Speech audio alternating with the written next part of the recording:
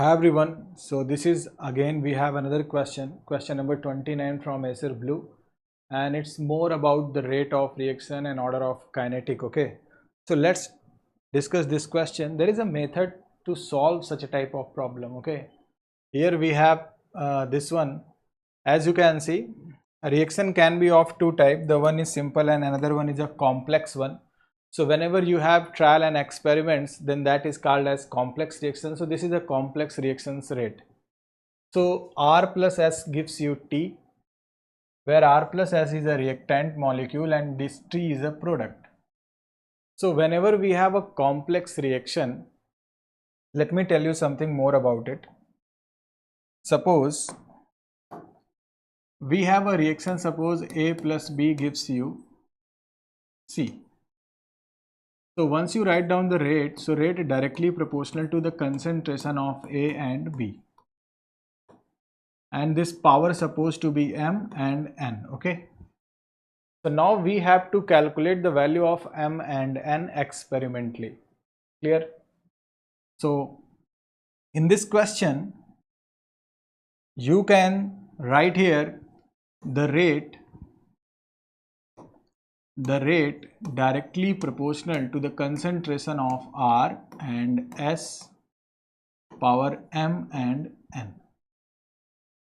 Now we have to listen, this M is quite different than this. This is M means any, this is the unit of its concentration term, but this M and N can be any value which we can determine from experiments, okay?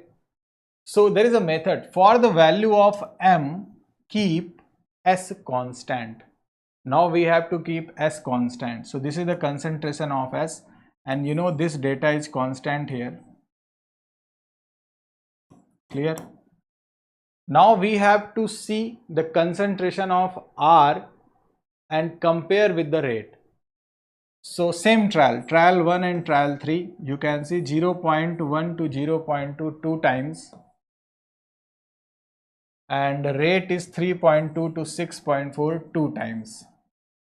So if we have same ratio, like change in concentration 2 times, rate also 2 times, or if we can say change in concentration 3 times, rate also 3 times, then that order of kinetic is always first order kinetic. Whenever we have the same ratio change, that is always be the first order. So M value we have 1. Same thing we can do for the N. For the value of N, keep R constant. So now we have to keep R constant, and you know this is the constant data. Now compare the concentration of S in trial 1 and 2 with rate. So 0.1 to 0.2 2 times, and this one 3.2 to 3.2, there is no change, clear? So whenever we are going to change the concentration any time, 2 times, 3 times or 4 times, and the rate has no change, then that can be considered as zero order kinetic. So N value is 0. So overall we have only R, so rate is equal to K concentration of R only. Power 1 or nothing, that is same, okay? So this one is the right choice, clear? Same kind of question in Acer green, so try that one. Thank you so much.